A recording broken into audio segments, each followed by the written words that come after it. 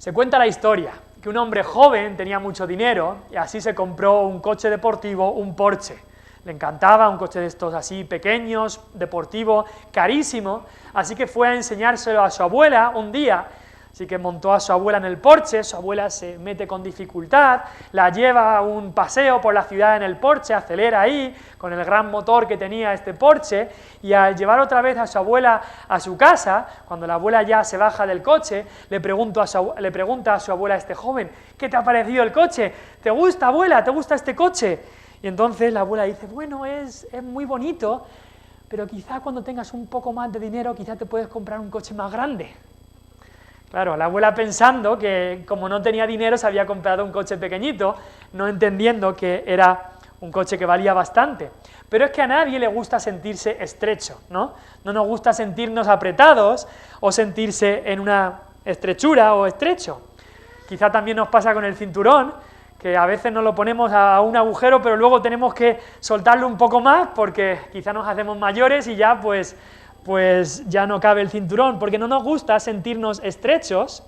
Quizá también si tienes asma, pues muchas veces te sientes estrecho, apretado en el pecho y tienes que tomar un inhalador para sentirte que puedes respirar mejor, sentirte un poco más a gusto, sin tanta estrechura o sin tan apretado, tanta presión en el pecho.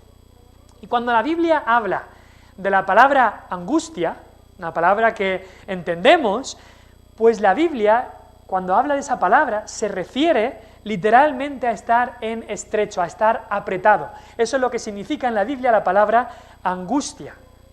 Y es la angustia, cuando la Biblia habla de eso, habla de ese peso que nos llega a nuestro corazón. Malas noticias llegan, llega algo que no esperábamos y comienza ese peso en nuestro corazón que nos va apretando, nos va presionando hasta que casi nos sentimos que no podemos respirar. Es que dices: es que no puedo respirar, es que no puedo dar un paso más, es que me faltan las fuerzas. Llegan los problemas y va todo como que tu mundo se va estrechando, se va ajustando, se va presionando, se va cerrando, te entra como una claustrofobia emocional, estás que no puedes. Y yo no sé tu situación, que estás aquí en el día de hoy, pero Dios sí que la sabe. Dios sabe toda la situación de cada uno de nosotros. Quizás acabas ahora mismo de pasar por un tiempo de angustia. Quizá lo estás pasando ahora mismo, este tiempo de angustia, o quizá lo vas a pasar en un futuro cercano. Y quizás llegan estos momentos y le decimos al Señor: Señor, ¿cuándo va a acabar esto? Señor, ¿por qué vienen todos estos males a mi vida? Señor, ¿por qué vienen todas estas malas noticias? Incluso decimos: Señor, déjame respirar. Señor, no puedo. O como decía Jacob: Señor, contra mí son todas estas cosas. Cuando hablamos de angustia, el diccionario español lo define como un estado de intranquilidad, un estado de inquietud muy intenso y causado especialmente por algo desagradable. Podríamos decir causado por pérdidas, alguna pérdida que tiene algo que has perdido.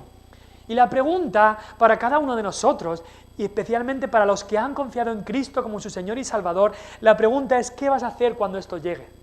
¿Qué vas a hacer cuando la angustia llegue? Porque llegará. ¿Qué vas a hacer cuando estas pérdidas lleguen a tu vida? Porque llegarán. Y si eres un hijo de Dios, hoy quiero enseñarte que la Biblia da la respuesta a nuestra angustia.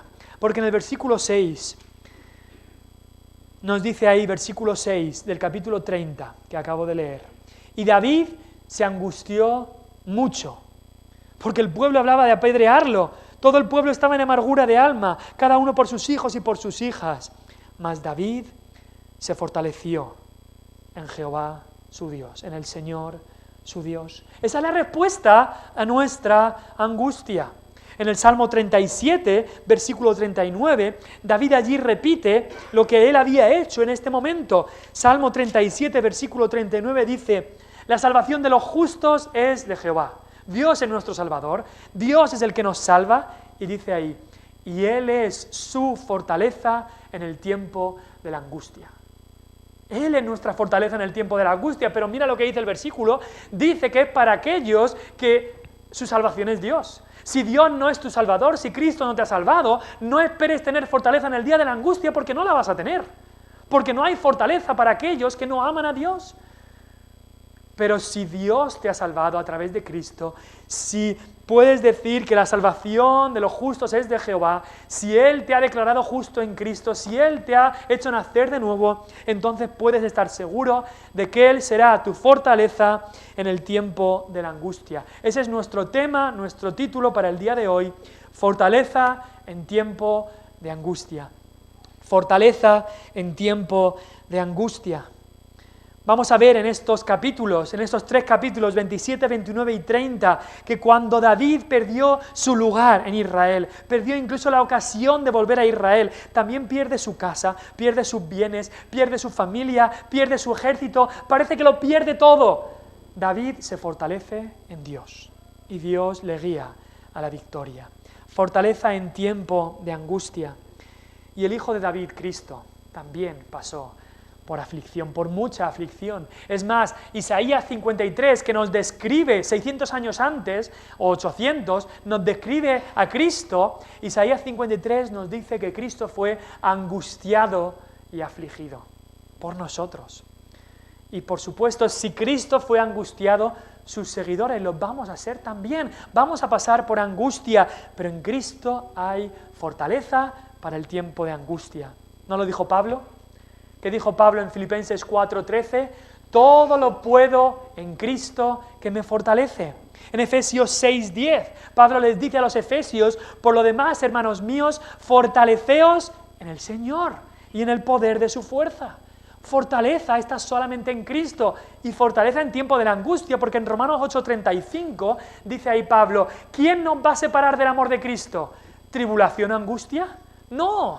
Ni tribulación ni angustia nos separarán del amor de Cristo.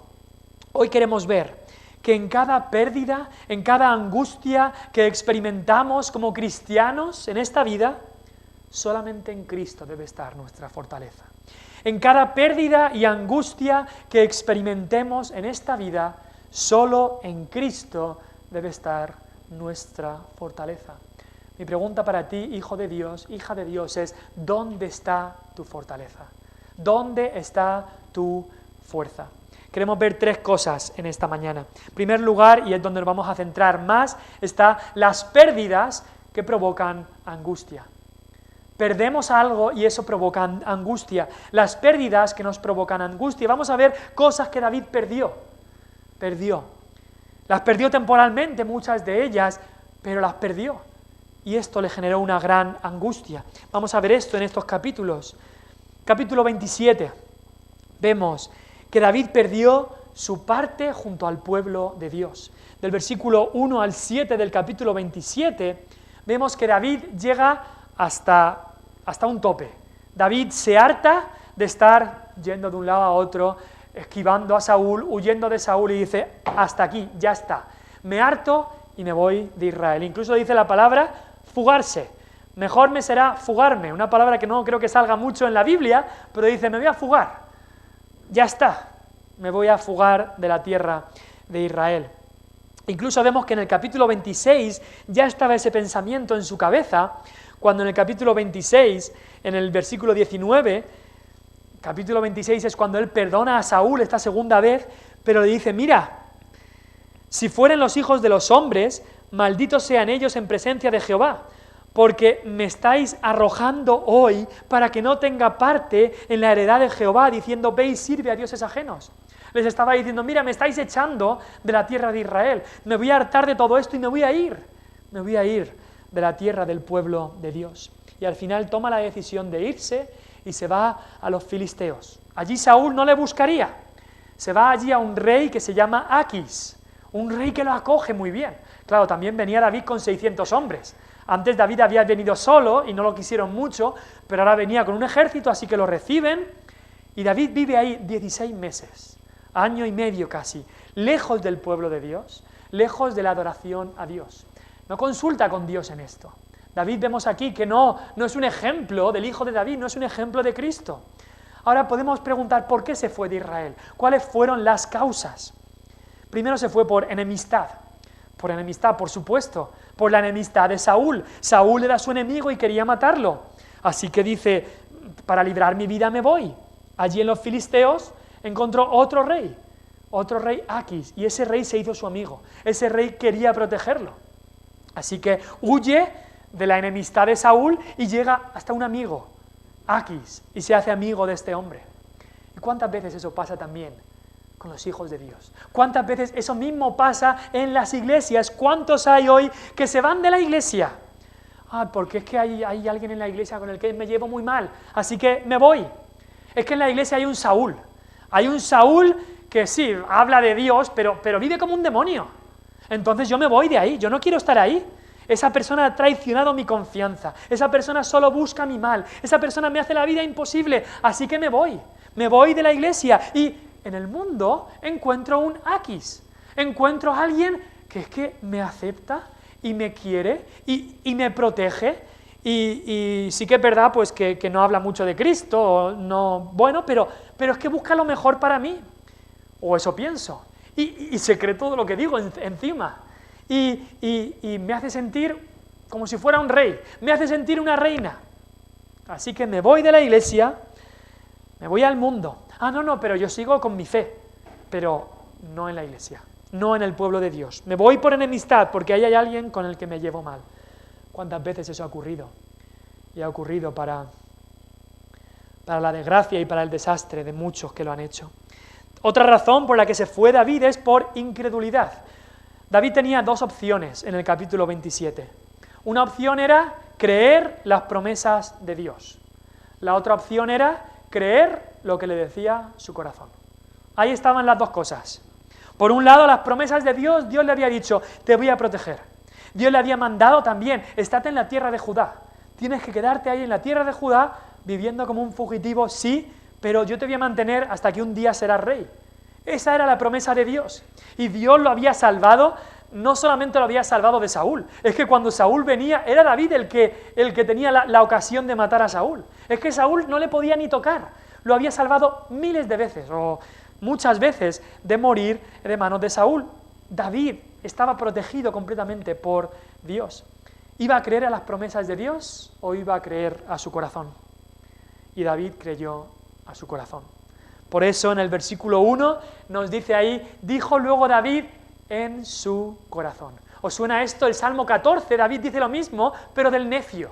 Dice el necio en su corazón. David estaba actuando como un necio, hablando a su corazón, haciendo lo que su corazón le dictaba. Eso se lleva mucho en nuestros días. Haz lo que tu corazón te diga, sigue a tu corazón. Pero la Biblia nos dice que el corazón es engañoso más que todas las cosas. Sigue la palabra de Dios, no sigas a tu corazón. Por enemistad se fue, por incredulidad, por no creer a Dios se fue, y también por comodidad. Ahora David tenía familia. Es más, por cierto, podemos hacer aquí un paréntesis. ¿Os acordáis de que hablamos de David y Abigail y la preciosa historia de amor y cómo David al final se casa con Abigail cuando el marido de Abigail ha muerto? Y vemos una historia preciosa, pero al final David se carga la historia preciosa porque no solamente toma a Abigail, sino que toma y se casa también con otra mujer. Se casa con dos mujeres, se casa con Ahinoam de Jezreel. Y quizá diríamos en ese tiempo, bueno, era lo que todo el mundo hacía. Sí, era lo que todo el mundo hacía en ese tiempo, pero seguía siendo pecado delante de Dios. Porque todo el mundo lo haga, no quiere decir que Dios no lo ve como pecado, seguía siendo pecado. Y ahora David tenía dos mujeres que atender, hijos que seguramente nacerían, sus hombres tenían familias, los 600 hombres que tenían, así que por comodidad se estaba mucho mejor en una ciudad en Filistea en vez de en el desierto, en tiendas o en donde estuvieran. Incluso allí llegan a Filistea y se les da una ciudad, la ciudad de Siclag. Ahora tenían ahí una ciudad para ellos, que luego sería parte de Israel. ¿Y cuántos hay que han hecho lo mismo? Por comodidad han perdido su parte en el pueblo de Dios. En el tiempo de Esdras, más adelante pasó lo mismo. Tenían que construir el templo y todo el mundo cogió a construirse sus casas hermosas y dejaron el templo a un lado. Eso no importa, lo importante es mi familia, que esté bien, muy cómoda, con una casa buena, eso es lo importante. La iglesia era igual. Tú dices, no, es que yo quiero proveer para mi familia. pero lo que estás haciendo es proveer para tus comodidades. Muchos han dicho, no, yo quiero llevar a mi familia a vivir a tal lugar porque ahí tendremos un mejor trabajo, más dinero, más comodidades, pero no se han dado cuenta que en ese lugar no hay ninguna iglesia. ¿Qué vas a hacer? No, pero en casa o tal. Y al final hacen eso para al final el desastre espiritual de su familia. ¿Qué es más importante, que tu familia esté más cómoda físicamente o que tu familia esté alimentada espiritualmente? Otros dicen, no me hace falta la iglesia para vivir para Dios. Están desechando a la esposa de Cristo. Y eso es algo de lo que hizo David. Vivir fuera del pueblo de Dios no era la voluntad de Dios para él. 16 meses David vivió junto a los enemigos de Dios y de una cierta manera vivió alejado de Dios. Porque cuando te alejas del pueblo de Dios, inexorablemente te estás alejando también de Dios. David perdió su posición, perdió su parte junto al pueblo de Dios, pero David también perdió su palabra. David perdió su palabra ante los demás, y eso lo vemos del versículo 8 en adelante, del capítulo 27. David perdió su palabra. Alguien como David que decía que amaba la verdad, y ahora era un mentiroso, pero menudo mentiroso era David. ¿Qué estaba haciendo David mientras estaba ahí con los filisteos? Pues vivir una doble vida. Él le decía a su jefe, a Aquis, su amigo, que estaba luchando contra Israel, que estaba yendo y matando a su propio pueblo, pero en realidad lo que hacía David era atacar a los enemigos de Israel. Él le decía, no, que hemos ido y hemos atacado a Israel, y el filisteo decía, genial, si ya su pueblo lo va a odiar, ya es mío para siempre. Pero lo que estaba haciendo David era atacando a los enemigos de Israel, a los amalecitas y demás, a los que Saúl no había conquistado ni destruido. David estaba haciendo el trabajo, pero estaba mintiendo. Y por eso David los atacaba, los vencía, no dejaba a nadie con vida para que nadie descubriese el pastel, de que él estaba atacando a los aliados de los filisteos y no a Israel. Pero quizá decimos, bueno, Dios había dicho que destruyeran estas naciones, entonces el fin justifica los medios, ¿no? Si David estaba haciendo algo correcto, da igual que mintiera sobre lo que hacía, ¿no? No da igual. Claro que importa, claro que importa. Da igual que tu engaño sea para hacer la obra de Dios, o que a quien engañes sea a los enemigos de Dios, estás engañando. Me acuerdo de un compañero mío del seminario, que una vez la policía le pilló con el coche yendo mucho más rápido de lo que tenía que ir. Y iba encima a un culto a predicar en una iglesia. Y le dijo al policía, es que voy a predicar, el policía creo que era cristiano. Le dijo, voy a una iglesia a predicar la palabra de Dios, pero porque el fin sea bueno, los medios no se justifican. Hay que cumplir las normas, hay que ser verdadero en lo que decimos. El fin no justifica los medios. Y el mismo David había escrito en el Salmo 5, versículo 6, había hablado de los malvados y decía David, tú destruirás a los que hablan mentira, al hombre sanguinario y engañador abominará Jehová. Y eso mismo estaba haciendo David aquí. Ya no era un hombre de palabra, era un hombre engañador. Y todo lo hacía. Y todo esto vino por desviarse de la voluntad de Dios. Si David no hubiera estado junto a los filisteos, si David no hubiera estado viviendo con el mundo, no hubiera tenido que meterse en todas estas mentiras y doble vida y engaño. Pero esto pasó por desviarse de lo que Dios quería. Es como que David estaba intentando servir a Dios desde afuera. Y quizá hay alguno aquí que diga, mira, yo voy a seguir siendo cristiano, pero no dentro de la iglesia, sino yo puedo servir a Dios desde afuera. Quizá alguno que está escuchando también piensa eso. Yo no me hace falta la iglesia. Yo puedo vivir en el mundo, pero en realidad yo tengo mi fe. Me acuerdo una vez, un hombre que había profesado fe hace muchos años, 20 o 30 años, se pasó 20 o 30 años sin pisar una iglesia, y después vino una vez a la iglesia y le dijo al pastor de la iglesia, no, yo sigo todo bien porque la fe se lleva dentro. La fe se lleva dentro, así que yo tengo mi fe, yo soy cristiano, porque la fe se lleva dentro. Es verdad que la fe está dentro, pero la fe da frutos externos que se ven. Y hay gente que piensa así, no me hace falta vivir con el pueblo de Dios, estoy mejor afuera. Yo puedo leer mi Biblia, yo puedo orar a Dios en casa, cuando yo quiera, y es que encima es que no encajo en ninguna iglesia. Me han echado ya de aquí, de allá, no, es que yo estoy mejor sin estar con el pueblo de Dios. Quizás sí, como David, de vez en cuando aparezco por aquí, por allá, a hacer algo para luchar contra los enemigos de Dios, pero desde fuera. Dios no quiere gente que luche para Él desde fuera. Dios quiere que a través de sus iglesias locales vivamos y luchemos la batalla cristiana con el ejército de Él. No seamos lobos solitarios. Además, David estaba sirviendo a un filisteo y sirviendo a Dios. Y la Biblia dice, ninguno puede servir a dos señores, porque o amará al uno y aborrecerá al otro, o aborrecerá al uno y amará al otro. No podéis servir a Dios y al mundo, a Dios y a las riquezas. Ningún cristiano, como decimos aquí en España, ningún cristiano puede vivir entre Pinto y Valdemoro. Tenemos esa expresión, entre Pinto y Valdemoro, estar entre dos sitios indeciso. No, hay que decidir servir a Cristo en Cristo. Es lo que le dijo Elías al pueblo, ¿hasta cuándo claudicaréis, dudaréis entre dos pensamientos? Si Jehová es Dios, servidle a Él, dale todo a Él. Y aquellos que se alejan así como David están poniendo en grave peligro su alma y el alma de los que le rodean. David se desvió del camino de Dios. Y Dios le permitió hacer esto, pero ahora Dios comienza a actuar, también para enseñarle a David que se había equivocado. Porque David no solamente perdió su parte junto al pueblo de Dios, perdió su palabra, David perdió también su reputación. Eso lo vemos en el capítulo 29. Y aquí en el capítulo 29 David está metido en un compromiso terrible. ¿Qué va a hacer ahora? ¿Por qué? Porque los filisteos deciden luchar una de estas guerras grandes contra Israel. ¿Qué va a hacer David? Luchar contra su propio pueblo al que ama, pero si no lo hace, si no lucha contra ellos, los filisteos se darán cuenta que es un traidor. Y no hay nada peor que un traidor. Quizá por esta razón veis ahí que David iba en la retaguardia. La retaguardia son los últimos del ejército. Iba ahí para ver si se podía librar o para ver qué hacía. Menudo problema tenía. El texto no nos dice qué pensaba hacer David si hubiera tenido que luchar. Pero yo creo firmemente que los filisteos tenían razón y que David, en la lucha, se hubiera vuelto a su pueblo y hubiera luchado contra los filisteos porque era lo que él deseaba, era lo que él quería.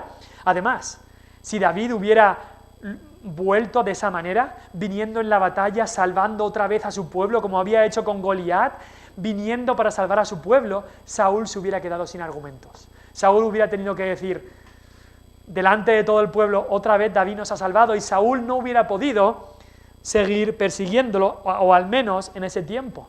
Así que David estaba planteándose aquí un retorno triunfal, pero los filisteos no lo ven tan claro. Los filisteos lo ven y dicen, pero sí, este es el que mató al gigante en la última gran guerra que tuvimos. Por supuesto que este se tiene que volver a casa. Aquis lo intenta defender, pero nada. Así que David aquí pierde su reputación. Él estaba intentando volver con un retorno triunfal, pero nada. Ahora los filisteos le veían como un traidor en potencia. Incluso los israelitas, que quizá lo hubieran visto por ahí, desde lejos también lo habrían visto como un traidor. Su reputación estaba prácticamente destrozada. A punto estaba de luchar contra su propio pueblo, podrían pensar algunos. Pero no solamente eso. David perdió también su hogar. Porque ya vamos al capítulo 30. Y en el capítulo 30 vemos que David llega a su hogar, otra vez a esta ciudad llamada Siclag, y ve que ya no tiene hogar.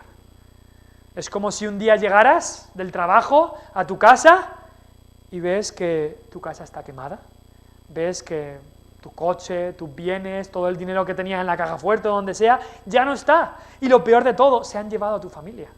Eso es lo que David y sus hombres sienten aquí.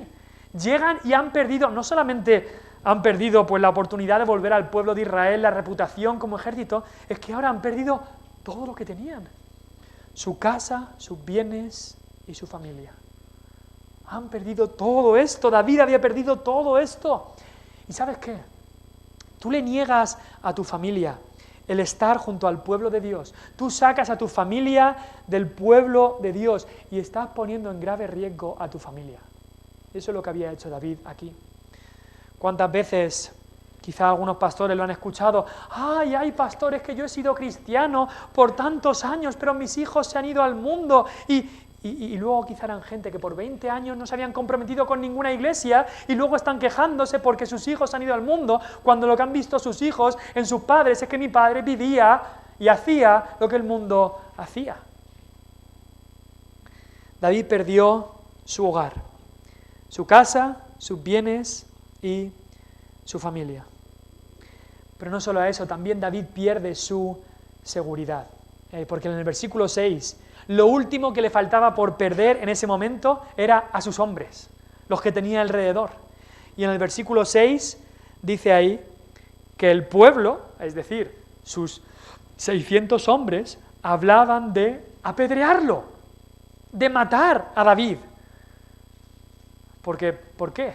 Porque era David el que les había llevado a todo esto. David les había llevado hasta la tierra de los filisteos, David les había obligado a llevar esa doble vida de matar enemigos de Israel, pero luego decir otra cosa, y ahora decían, tú eres responsable, David, te vamos a apedrear, en esta amargura de alma que tenían. Y es curioso, Saúl no le había podido matar en años, y ahora sus mismos hombres lo iban a apedrear. Así que David estaba en mucha angustia. Piensa en todo lo que había perdido. Había perdido todo lo que tenía, su parte en el pueblo de Israel, había perdido su palabra, ya no era un hombre de palabra, era un engañador, había perdido parte de su relación con Dios, pero había perdido también su reputación, su oportunidad de volver al pueblo de Dios, había perdido su casa, había perdido sus bienes, había perdido su familia, ahora había perdido su seguridad, su vida, estaba a punto de perderla. ¿Os recuerda esto a Job? Muy parecido a Job. Estaba en ese mismo lugar en el que estaba Job cuando había perdido todo lo que tenía.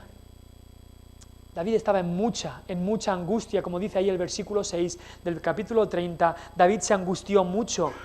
Y aunque no nos guste oírlo, muchas veces esa angustia viene porque nos hemos salido del camino, como hizo David aquí. Es fácil decir que la angustia nos viene porque simplemente las circunstancias son así. Como en el caso de Job, que sabemos que la angustia no le venía por un pecado suyo, pero en el caso de David sí que era por pecado suyo. En el caso de David sí que era porque él se había desviado. Y muchas veces ocurre lo mismo en nuestra vida.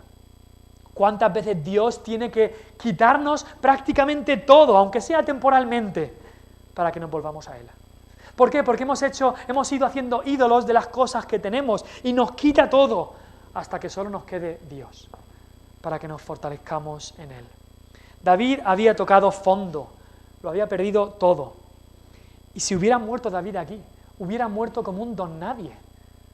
Allí, en un país de tierra enemiga, apedreado por un ejército amotinado y rebelde, sin casa, sin hogar, sin familia, sin pueblo, sin palabra, sin herencia, sin nada.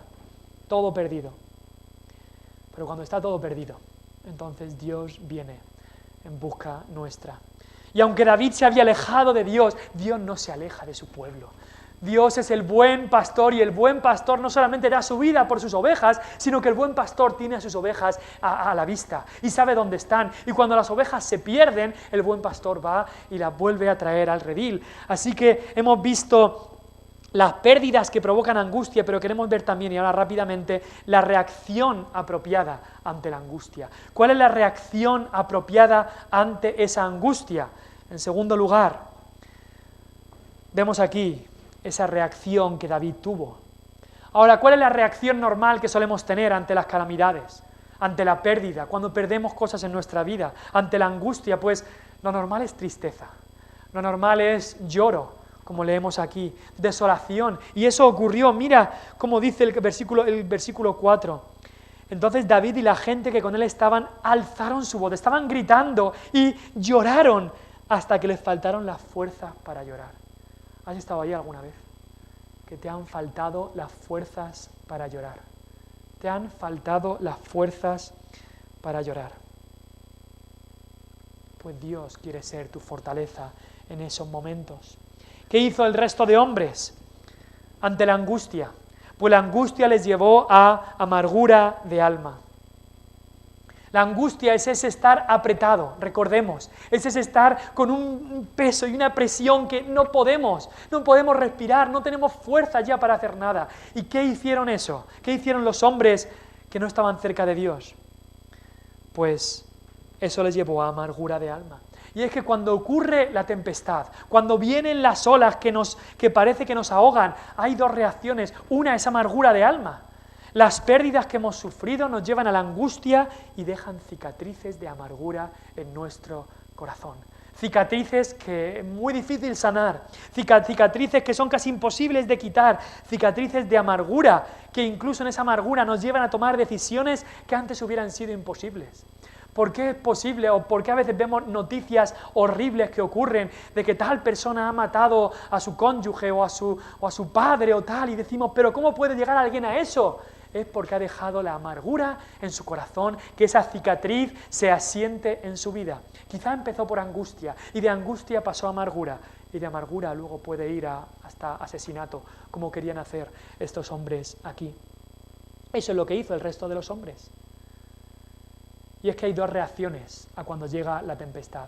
Una es que la tempestad nos ahogue y causa estas amarguras, o la otra reacción a cuando viene la tempestad es, como dijo Spurgeon, que esa ola nos envíe hacia la roca eterna, que es Cristo. Que esa ola de la tempestad nos lance hacia Cristo, hacia sus brazos, y eso es lo que hizo David. Todos sus planes habían fallado, ahora se veía sin nada.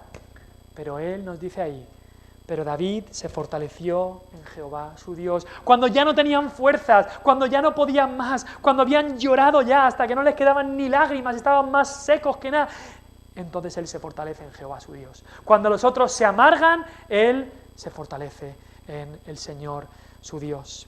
Y si has recibido a Cristo como tu Señor y Salvador, entonces Él debe ser tu fortaleza, no mi familia, aunque la familia puede ayudar, pero no es tu fortaleza, no el dinero. Yo tengo este colchón de dinero en el banco, estos miles, y yo sé que esto me da fortaleza de que si algo pasara, tengo esto a lo que puedo acudir. No, la fortaleza debe ser Dios y solamente Él. Dice el comentarista Matthew Henry, es el deber y el interés de todos los buenos creyentes, sea lo que sea que pase, fortalecerse en Dios como su Señor y su Dios, asegurándose a sí mismos que Él puede sacar y que sacará la luz de las tinieblas. Cuando todo lo ves tinieblas, Dios va a traer luz en esas tinieblas. También la paz de las dificultades. Cuando solo ves dificultades, Dios trae esa paz en las dificultades y que traerá el bien del mal. Cuando todo lo que ves es mal, tienes que acordarte que a los que a Dios aman, todas las cosas les ayudan a bien. Esto es, a los que son llamados conforme a su propósito. Así que David se fortalece en Jehová su Dios. Esa fue su reacción. Esa fue su reacción. ¿Y qué debemos hacer nosotros? Pues lo mismo que hizo David. ¿Qué significa fortalecerse en Jehová su Dios? ¿Qué significa que nos fortalezcamos en nuestro Dios en estos momentos de angustia? Pues primero, significa acercarte a Dios. Es lo que hizo David.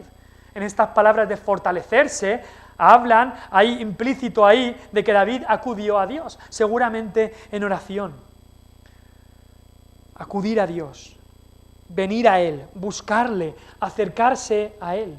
Quizá después de un tiempo de 16 meses en los que quizá la relación de David y Dios estaba distante, David vuelve a estar cerca de Dios. Es más, no tenemos ninguna mención en el capítulo 27, 28, 29 a que David hable de Dios, pero aquí David vuelve al redil, o mejor dicho, el buen pastor coge a su oveja, la rescata y la trae al redil. Hay cosas que Dios hace que no las comprendemos, pero tenemos que acudir a Él, tenemos que seguirle a Él. Cristo le dijo a Pedro, lo que yo hago, tú no lo comprendes ahora, mas lo entenderás después. Eso es algo que se nos tiene que quedar. Dios hace cosas que no las comprendemos ahora, pero un día las comprenderemos. Acerquémonos a Dios, es lo que hizo David. Segundo, lee su palabra. ¿Qué dice aquí? ¿Qué hace David? Se fortaleció en Jehová su Dios, versículo 6, y dijo David al sacerdote Abiatar, hijo de Ahimelech, yo te ruego que me acerques el efod. El efod era con lo que consultaban cuál era la voluntad de Dios. Nosotros hoy no tenemos el efod, tenemos la palabra de Dios. ¿Quieres saber lo que Dios quiere para tu vida? Ahí está. En momentos de angustia, ¿cómo te fortaleces en Dios? Te acercas a Dios y lees la palabra de Dios. No es tan difícil, no es tan difícil. Hacía ya bastantes capítulos que David no buscaba la voluntad de Dios, pero aquí lo vuelve a pedir y obedece. lee su palabra. Y sabes que cuando estás en angustia, cuando estás en estos momentos donde has perdido quizá tantas cosas, cuando no ves el camino adelante, no es suficiente escuchar un sermón. Tú dices, no, pero he escuchado un sermón que hablaba sobre eso, pero no es suficiente. Tampoco es suficiente que un hermano venga con una palabra de ánimo. Son cosas buenas, pero no es suficiente. ¿Por qué? Porque al final eso es comida masticada de otros. Y eso no va a sanar del todo esa angustia que tú tienes. No es comida rápida lo que va a solucionar esa angustia. Lo que necesitas es venir a Dios y a su palabra y comerla tú mismo, masticarla tú mismo, leerla tú mismo, leerla por ti mismo, conocerla por ti mismo. Abrir la Biblia y decirle, Señor, estoy en angustia, háblame. Si tú no me hablas, no sé lo que hacer. Esa debe ser nuestra actitud. Acercarse a Dios, leer su palabra y, en tercer lugar, obedecerla. Pero, Señor, podría decir David, no creo que podamos con el enemigo. Ellos son muchos, nosotros pocos. Y Dios dice, obedece. Pero, Señor, mi ejército está amargado, me quieren apedrear. Señor, no creo que vayan a querer ir para allá a luchar contra los amalecitas. Y el Señor dice, obedece. Señor, a lo mejor nuestras familias han muerto, a lo mejor no tiene sentido ir a por los amalecitas. Y Dios dice, obedece. Y lees en la palabra de Dios, y Dios te muestra lo que debes hacer, y debes obedecer.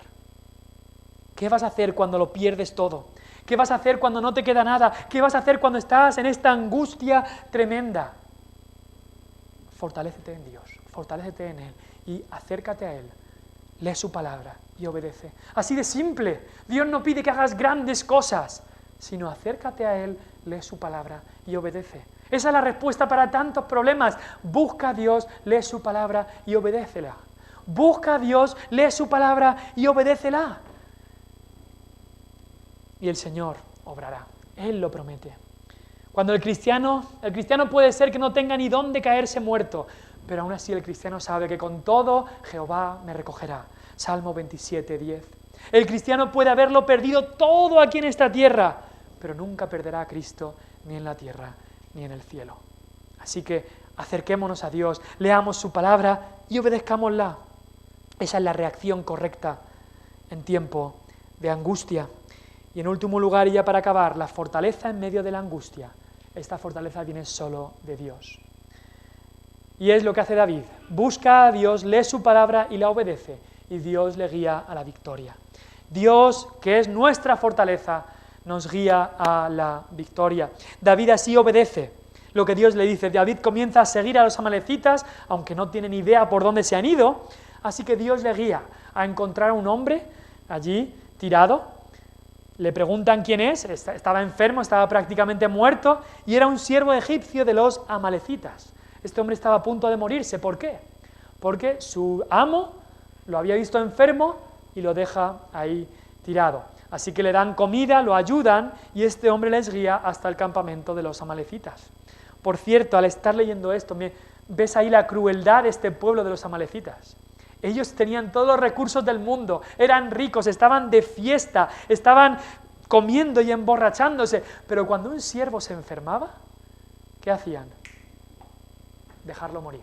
En vez de intentar sanarlo, dejarlo morir. Lo dejaban en la cuneta para que se muriera. No querían gastar sus recursos en los débiles y enfermos, pero sí que los gastaban en fiestas, borracheras y demás. Quizás nos recuerda un poco a la sociedad en la que vivimos hoy en día. Y llega aquí el ejército de David y en 2 días atacan a estos amalecitas y obtienen la victoria. Solo se escapan 400 de un ejército que quizá eran miles de soldados, y es una victoria que solo podía darles Dios, y David lo reconoce grandemente. Y así debemos hacer nosotros, cuando en la angustia Dios viene y nos fortalece, porque solo en Él está esa fortaleza. No debemos pensar, ¡ay, qué bien lo que he hecho! Yo me he fortalecido, yo he hecho esto. No, toda la gloria es suya. Si Él es el que nos ha sacado del pozo de la desesperación. No hay nada en nosotros, es todo suyo. Y así dice David en el versículo 23, dice, lo que nos ha dado Jehová, quien nos ha guardado y ha entregado en nuestra mano todo esto. Todo era del Señor. Ahora, hay algo que notar aquí, y es que David lo recupera todo, Y me encanta esa frase, porque aquí ya comenzamos a ver otra vez en la vida de David una sombra de lo que haría el Señor Jesucristo. Versículo 19 dice, y no les faltó cosa alguna, chica ni grande, así de hijos como de hijas, del robo y de todas las cosas que les habían tomado, todo lo recuperó David. Todo lo recupera. Y Cristo va a recuperar todo lo que es suyo. No hay ni una oveja de Cristo que se va a perder. Ni una. Él las recuperará todas. Y es verdad que a veces el enemigo, Satanás, viene y secuestra, toma a los hijos de Dios para zarandearlos. Jesús le avisó a Pedro diciendo, Satanás te ha pedido para zarandearte, pero yo he rogado por ti. Cristo iba a estar con Satanás. El buen pastor recuperará a todo su pueblo, aunque el lobo parezca que se lleva a la oveja. El buen pastor luchará contra el lobo. Ya luchó en el Calvario contra el lobo y volverá a traer a la oveja al redil. Ni uno de ellos perecerá, ni uno. No le faltará cosa alguna, ni chica ni grande, ni hijos ni hijas, como dice aquí. Cristo tendrá todo su botín. Cristo tendrá todo el premio y la recompensa por la sangre que derramó en el Calvario. Ni uno de aquellos por los que Cristo murió se va a perder al final. Todo lo recupera, todo lo obtiene Cristo. Esta fortaleza de Dios en medio de la angustia nos guía a la victoria contra el pecado, a la victoria contra los enemigos, pero también nos hace ser generosos en la victoria. Vemos en estos últimos versículos que hay un bache un poco aquí en la historia, porque hay algunos malos y perversos en el pueblo que dicen, a estos otros soldados que no han venido con nosotros, no les vamos a compartir nada de todo lo que hemos ganado, que se lleven a su familia y ya está. Pero David interviene y les dice que no, que estos otros soldados debían recibir lo mismo porque se habían quedado cuidando de los enseres y demás. Y David ya estaba preparando, o bueno, mejor dicho, Dios ya estaba preparando el camino aquí, leyes que habría después. Es más, David en su generosidad no solo comparte el botín con los soldados que no habían podido luchar, sino que también manda parte del botín a Israel, a su pueblo. Y es que cuando reconocemos lo que tenemos, que Dios nos lo ha dado, cuando reconoces que solamente es Dios el que te ha sacado del pozo, cuando Él es nuestra única fortaleza en tiempo de angustia, entonces no tendremos problema en compartir con los demás todos esos beneficios de lo que nos ha dado Dios a nosotros. No tendremos problema, pero cuando pensamos que todo es nuestro, que nosotros nos lo hemos ganado, que todo viene de nuestros méritos, de nuestra perseverancia, entonces no querremos compartir. ¿Y cuánto nos habla esto de ayudar a nuestro hermano débil? Aquellos que no han podido, aquellos que estaban cansados como estos soldados, aquellos que no han podido ir a la lucha, ayudarles, acompañarles. No dejarlos y criticarlos, sino acompañarles para ayudarles a poder ir a la siguiente vez que vayan con nosotros a la lucha contra el enemigo. Te pregunto, ¿estás en aprietos? Hemos hablado de estar apretado. Eso es lo que significa esta palabra angustia. ¿Estás presionado? ¿Estás que no te quedan fuerzas? ¿Estás que no puedes respirar mentalmente, espiritualmente, emocionalmente? Fortalécete en Dios. Él es nuestra única fortaleza, nuestra única fortaleza. Y vuelvo al Salmo 37, con el que empezamos. Salmo 37, versículo 39. La salvación de los justos es de Jehová, la salvación de tu alma es solo de Dios. Pero cuando Él te salva, entonces Él es su fortaleza en el tiempo de la angustia. Vamos a orar. Padre Celestial, te damos